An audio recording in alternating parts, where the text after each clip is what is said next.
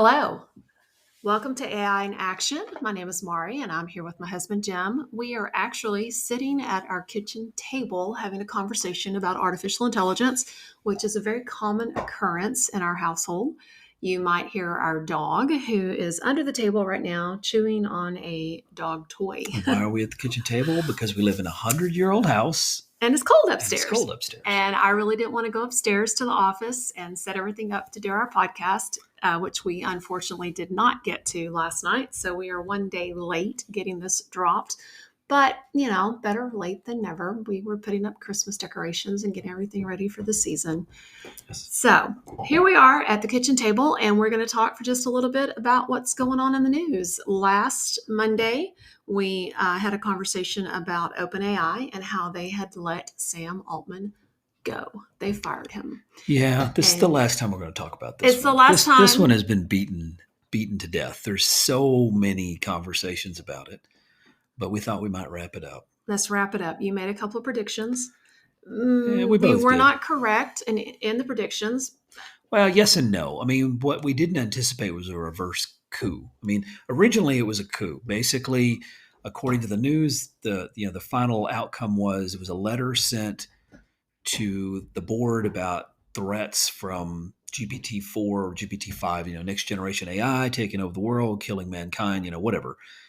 And, it was one of those things where I think it was the straw that broke the camel's back, because when they set that thing up, they had set it up to where the board members were about, at least several of them, including Helen Toner, were about safety and things like that. And I think based on what I've read about some of the stuff she wrote, she basically felt like things were going on that they weren't being told about, which is probably true. And her job was and part of her job, the safety. Well, and she feels like that what she's doing is important yes. enough that even if the whole company self-destructed, it's better than the whole world self-destructing. So I don't think that her intentions were, it wasn't just about whether or not we're destroying a $90 billion in wealth. This was about whether or not we're destroying humankind. So I think she thought she was doing the right thing. But anyway, she lost. I mean, our prediction is that even if he went to Microsoft or went to someplace like that, there was no way he was going to stay. No. Because he's too used to the limelight. He's too used to being in charge. Well, he's too used to having his opinion and his word count. He gets listened to. Yeah, and by that I'm assuming you mean he gets to go talk to presidents and prime ministers and stuff like that. And there's no way the CEO of Microsoft was going to want him to be the front person for Microsoft. Right. So that definitely wasn't going to last. The other prediction is that he was going to end up, if he went there, he'd go off somewhere else, or he was just going to get a bunch of money and reform OpenAI somewhere else, which basically was what was about to happen. Then the reverse coup happened. Microsoft got involved, and basically now the board is out, except for the one guy that's left over, last name D'Angelo. I think his name's D'Angelo.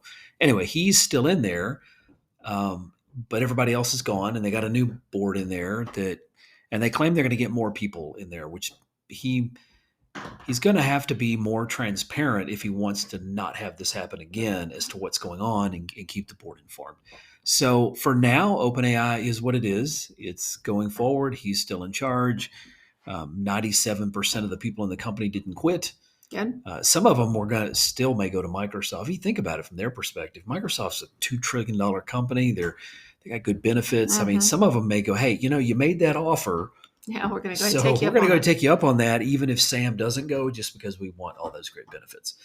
So anyway, we're hoping that's all wrapped up for now.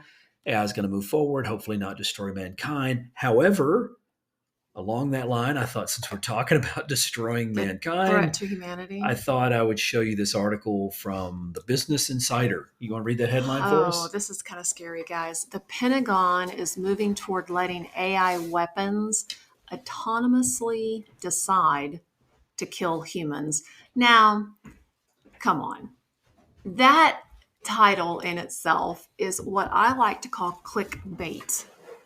I've been on social media for a while, but even if it's true, it's a bad idea. It's not only is it a bad idea, but that's going to get clicks. I think what they should, it would work for me. I think they should call it Skynet. That'd be a great name for it, right? I mean, and this is always the excuse. The U.S. China and the Ukraine is already doing it. They're talking about Israel doing these, killer drones, This is such a bad. If this is true, this is a really bad idea. So how do we know if it's true or not? Well, they're AI controlled, but they're saying that it's the decision making that's the problem. They've been talking about that but the problem is it's not a big stretch of the imagination to imagine somebody dumb enough to think this is a good idea. Well, if we don't do it, our enemies will. Well, that doesn't mean we should do it anyway. That's exactly how we got into the nuclear arms race that almost bankrupted the entire planet. Even if this is not quote unquote true, because of the headline and because it's in the Business Insider and it's probably going to get picked up by all these other news feeds, maybe they will actually take some action to put some stuff into place for this not to happen. Well, and then, I saw another article about how the U.S. is signing on for these AI safety things with the Europeans. Mm-hmm. That's kind of a contradiction, don't you think? This is what we want: a drone swarm deploying swarms of thousands of AI-enabled drones. Well, drone swarms already exist. We've all seen them. Oh, the pretty light shows. The Olympics. Well, all over the place in New York City for Instead of lights, shooting off rockets now, they've got drones flying everywhere. Year, Macy's Day Parade. They did the Spider-Man movie. Well, but like the Macy's Day for a parade on Thanksgiving, it was it was a huge deal because what they did is they had all the drone coverage for all of the aerial views of all of the balloons and everything. Media and things like that. Yeah. Anyway, since we were talking about the destruction of mankind, it seemed like a good thing to talk about the destruction of mankind. No, so let's get off the destruction. Let's go off the destruction. And let's talk about education. AI for good. AI for good. It's generative AI. Okay, I'm going to make a T-shirt. AI Sorry. For good? No, AI for good's a good one. I agree with that. But the other day we were talking and I made a comment that I needed a T-shirt that said, I do AI because I can't stand humans. Yeah, but that was for me. You were talking about making that, not for yourself. That wasn't even nice. So I thought you'd find this statistics interesting in this article. This is about education. 90%? 90%. Go ahead. Okay, so a resounding 90% of educators in a recent survey said they believe that AI has the potential to make education more accessible. So you can guess why that caught my attention. Because divide. The digital divide and it getting worse, and I'm still a huge believer in that. These are some other key findings I thought you would find interesting. Well, this is something that we really believe in, about how 44% who have actually used generative AI are saying that it has alleviated the burden of a lot of the workload, and it's actually making their job easier. And that's going to get better. I am working on a class right now that is, there's 3 different sections. We're doing one for K through 5 and then junior high and then high school teacher specific, because we focus on the teachers. We don't focus on the students with AI Ed Pro. But what I'm doing here is like literally administrative tasks. A lot of it has to do with letters and emails and accommodations and modifications and grading. Which leads you right to that next statistic. About how 65% cite a lack of familiarity. Familiarity. As the primary obstacle in the future utilization of generative AI. Right. And then, of course, there's some of them. There's still quite a few with the whole ethical concerns. But to me, the ethical concern on the student thing. Exactly. We don't focus on that. No. I believe teachers can make decisions about what to use in their own classroom, just like they do with every other tool they use. I mean, the way I see it is that if you're a teacher, you're an adult, and you're educated, and therefore you can make ethical decisions for yourself on your own. It's just like we've had teachers that called us up in a panic because something had popped up. A pop-up had started on their screen that had inappropriate stuff. Right. What do I do? And we tell them, unplug the computer. It. Well, if the AI goes off in the weeds, then unplug it. Unplug it. It's no longer on the screen. You're good. That's right. I thought you'd like the next statistic too, because what do we cover in every single one of them we do? Oh, cheating. 72% are most concerned about plagiarism and cheating due to generative AI. So and what do we tell them? It's highlighting a need for guidelines, clear guidelines, for not just the students using it, but also just what your academic integrity on your campus is going to be about the use of artificial intelligence. So we should Now, send these guys an email saying thank you for printing an article that exactly says what it we says say. exactly what we say. I mean, we could have written that article. We could have. I follow a person on LinkedIn, and he actually does student AI, but he only does it for higher education. Yeah, that's And different. he talks about um, how he's modifying his lessons. He's a college professor, and how he's modifying his lessons for the students to make it to where they are doing a lot more things like engagement, how it's boosting engagement, and it's actually encouraging critical thinking by the use of AI, and also how he's given them like real world practice. And one of the things that he says, if you're going to start using AI, to make sure that you're using it purpose driven, which we've always heard the term in education about having purpose driven lessons and stuff like that. Well, if you're going to use AI in your lessons as a teacher, make sure it's a purpose driven thing and not just a fun toy that you're playing with. Thank you for the segue into You're my welcome. next Am I doing that? article. Okay, what's that? Which is about a guy who open sourced his Secret of Monkey Island. And this is a ChatGPT image and text based adventure game. So basically, he open sourced his prompt that he uses. So, like the Professor Synapse type prompt, except for generating a adventure game. Oh, Well, that's cool. What is it we know that kids love more than Games. anything in the world? You've been Games. in the classroom, you know how much you had to fight that. So instead of fighting it, maybe those games, and I think we're going to talk more about this in the future, but I'm not, it's funny because I'm not a gamer. But No. when I was young, remember how many hours you spent standing around? Because I was at the little Star Wars game. And it was at one of those little convenience stores where you Yes. fed quarters into it, which made it somewhat self-regulating. Well, yeah, exactly. When you ran out of quarters, you had to stop playing the game. We were there so often that I almost asked the lady behind the counter if she would be one of my I bridesmaids. know. I'm surprised you stuck with me. I'm just joking. I know. So, Because I spent a lot. So I used to play games. I can see how addictive games are. And I don't even, the ones I was playing back then were nothing like what they have now because there were was just no one trying to make talking them to fun. you. There was no one You weren't interacting on with you. It wasn't Discord. multi. You were on Discord with people all over the world. Anyway, the point is that you and I are going to be working with teachers at the school district to, just like you work with them on how to create stories that they can then make different reading levels. What do you call that? Leveled readers. Leveled readers. I think they could do the same thing with adventure games. I was envisioning like at the elementary school, like Atlanta Elementary, where they had a leaderboard thing, and they had a game that was like a learning game that all the kids were involved in. The adventure of finding all of the adjectives. I used to tell when I was teaching programming at school, or I was co-teaching at school, one of the things I always told the kids is you have to make a game that's fun, but also learn something. Educational. Kids are not very good at that. They were great at making games that were fun, but when you added the educational thing in there, because I thought they could come up with ones that weren't so boring. Right. Like adults, when they come up with, typically, unless you've been a gamer, when you come up with a game that's educational, it's like find the adjective kind of thing. And people are like, oh, that's so lame. That's so boring. So I thought, here's a bunch of kids who play games all the time.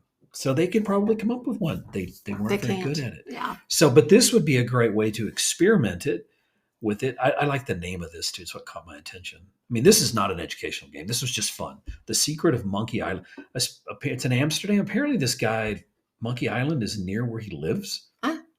So he made his prompt, and here it is. Here's the prompt he did. And again, if you've ever looked at Professor Synapse, which we've talked about, it's very much like a Professor Synapse. He's getting a lot of good reviews on this thing. Yeah, he published this on GitHub. And so anyway, Secret of Monkey Island, if you want to look for the prompt. So that was a good segue you got me there. Oh, I'm glad. I appreciate that. I'm glad. One of the ones that, since we're talking about prompting, you and I talk about this all the time because we built Agnes, and we're constantly trying to figure out ways to make Agnes better at answering questions. This was an interesting, they called it step back prompting. This is the thing Google came up with.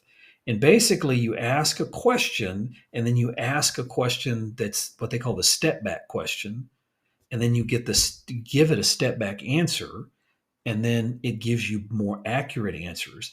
What's crazy was the improvement on the different large language models. They were talking about an overall 36% increase in accuracy. All right, you're going to have to give me an example of a step back question, because the Okay. first thing that pops into Well, here it mind is, for right me here. as an educator is, we always call it spiraling. When you're teaching something to a child, you teach them something new, and then you go back to what they learned previously to reinforce, and then you loop back to what they just learned, and you go back to what they learned the previous day, and then you loop back to something new. So it's like a spiral of teaching. Is this Kind what of they're like that. saying, what they're doing with Which AI? school did the question is the method is easy to implement with just one additional introductory question. So you have the question, in this case, which school did Estella Leopold attend between August 1954 and November 1954? The step back question is, what was Estella Leopold's educational history? So instead of that It's like a specific, different, you step it back. You're asking the same question in a different way. And then almost it like in gives more you of an better open-ended answers. way too. It gives you better answers. It gives you what they call the step back answer, which was the answer to the step back question. And then the final answer is based off. So these two things give you a better final answer. Hmm. So, but the increase, this is what's crazy about it is that, you know, we use the OpenAI's API with Agnes, Yes, and we use GPT 3.5 Turbo, and it's not because as good it's as G. free, Well, through the API, it's not free, but it's less less expensive expensive. than the token cost is less than GPT-4, like a lot less. Okay. But we're adapting a version of it we just started playing with right now uses Palm, which is Google's Palm 2. And we've And ingested a lot of we've data. ingested a lot of data into it, and anything that gives us better accuracy is something we're very interested in. Because So I thought this 36% compared to, which is one they call the chain of thought, which I believe is what the Professor Synapse is. is a chain of thought. I think Yes. so. And Yes. you look at that, that's a pretty significant It's increase a in very big performance. increase because, I mean, right now you're looking at like a 45 to 50% accuracy with just general It can be, information. depending on how If you you. ingest data, depending upon how you give it the data, Yeah, you and I have gone through a lot we've to gone get the through a data the lot right of way. iterations on how to give it the So correct we're data. well above the 50%. But just if you just take a PDF and shove it in there, Right. and It's about especially if it's 50 got 50. a lot of tables and Mm-hmm. stuff in it, you're going to get 50-50 at best. Right. And so even with a 36% increase, that would put you at If it's 86%. if that's how it jumps, it would be. And They were talking, and they tested it with science, general knowledge, and reasoning. The reasoning is a big deal. The general knowledge is a big deal. So, so who is this? well, it came out by DeepMind, which is a Google. Yes. That's Google's. That Google bought them. This is why it all started, because Google bought DeepMind, and A long time ago. it was back in 2013. They Yeah. bought DeepMind, and everybody freaked out that Google was going to own AI. Well, DeepMind comes out with some great stuff. Hmm. So I thought you would find this interesting. This is nothing to do. This has to do. We talk about this a lot about people suing. We were talking about this today. We had a couple in our office. We were talking about copyright They because we get asked asked about this. it We get asked this. all the time We just did a online conference with in New York, a group in New York. the New York City cast. Yeah, yeah. Well, it was in Rochester. Was where the people were. I think it was like a school, a bunch of schools that get together, just Right. like they do here with our Right. conferences. But one of the questions somebody asked in the live We interaction, were 'cause talking on a about panel, Midjourney and they Adobe asked about Firefly, copyright. and they asked about copyright. They were like, "Can it be? Can you get sued for copyright?" And what did we tell them? Well, that right now they are backing the law. If you have to get a lawyer, they say that they'll cover your law fees, your legal fees. Yeah, but So what in is this this about? particular one, Sarah Silverman has Silverman. been one of the lawsuits against Meta. And basically, the judge threw out some of their core stuff. This is a good quote, offered a full-throated denial of one of the author's core theories that Meta's AI system is an infringing derivative work only made possible because it used copyright material. Mm-hmm. And he basically said that's complete nonsense. Mm-hmm. There's no way these models can be recast as an adaptation of a plaintiff's book. And another of their arguments, so basically dismissed almost all the core arguments. This is what you and I have been saying is going to happen. It's two parts of it. Everybody right now is going, we'll cover you. Adobe's doing it. OpenAI is doing it. We'll cover you if you get sued. But in reality, that whole thing is probably going to continue to evaporate because, I mean, they're losing these cases. And maybe they're going to come back and be more specific, and narrow the focus of their case. But right now they're losing. Okay, so let me put this into perspective for those of you guys that are listening. The way I see it, and I've said this numerous times, if I go to an art gallery and I look at images that somebody else has painted, and those images inspire me, and then I go back and I paint something similar, Mm-hmm. Can you sue me? Well, the reality is that no, you can't, and that's Because it's my work. And even that's though I saw their images, which quote unquote trained me, because I looked at it, I yeah. liked it, so it trained me. That's the argument. Basically, the argument that is why I think they're losing. I think the argument is because generative AI is generating a unique solution A whole new based image on the training material it or a whole new has, book. that you can't say that they copied the book because they didn't. I mean, I can't go to OpenAI and said, "Read me Sarah Silverman's book." This isn't like Amazon where you do books. They Right, can read your books of audiobooks. audiobooks. It's not like that. Mm-hmm. As a matter of fact, if I tried to do that, it would probably really mess up about a third of the way through. It'd probably get through a page or two, and it wouldn't be exact.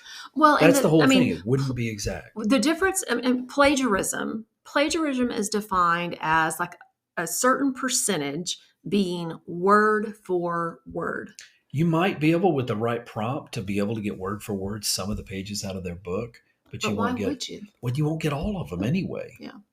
So again, I see where she's coming from because they feel like that's the unfortunate thing. We're at the front end of all of this stuff where it's just starting. Someone's going to have to say something. Well, Make some decisions. if you're somebody who wrote a book, when you put pages of your book on the internet, or you did what, even when you made an electronic version of it, you never anticipated AI using it for training. Mm-hmm. Otherwise, you might have never. I mean, you and I have seen this all over the place now. These little silos that are forming. Mm-hmm. You can't get access to almost anything now. If somebody owns, like when they own Reddit or TechCrunch or all these different media companies, they've all siloed their data and said, if you want to use it for an article, if you want to do it, you've got to fees. pay us. Like Google paid $20 million to one of the big media companies mm-hmm. to get access to their stuff. It's like $20 million a year too, mm-hmm. I think. So everybody's going, we got all this, and we're going to put barriers up so you can no longer use it to train.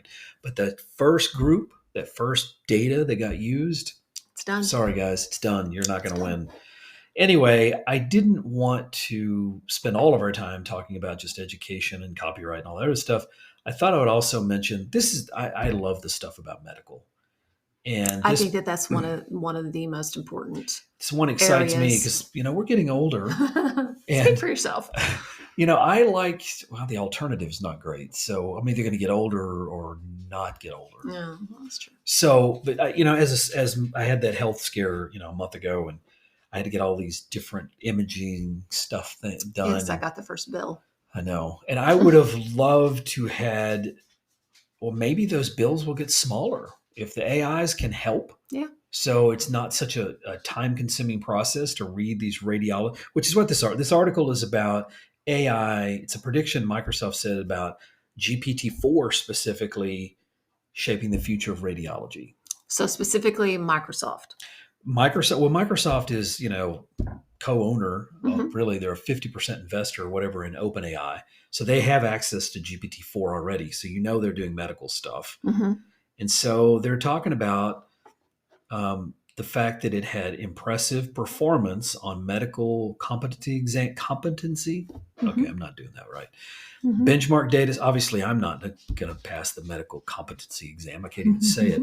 But they're talking about it being a utility. I think when IBM started, IBM used Watson, and they tried to basically make Watson into something they shouldn't have, which was a replacement for a doctor. Right. And one of the medical centers started using it. This was before the transformer algorithms came out. Supplement and don't supplant. Exactly. What they should have been doing and what they're doing now, everywhere I'm seeing these people using this stuff, what they're doing now is they're saying, we're going to let it help me.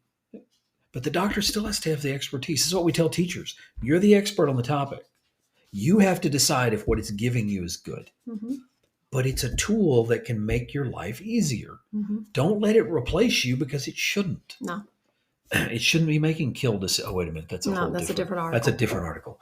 But anyway, I think that this is pretty exciting stuff, because they're talking about a radiologist, and this is not some futuristic version of an AI. This is GPT-4. This is what's in ChatGPT Premium now.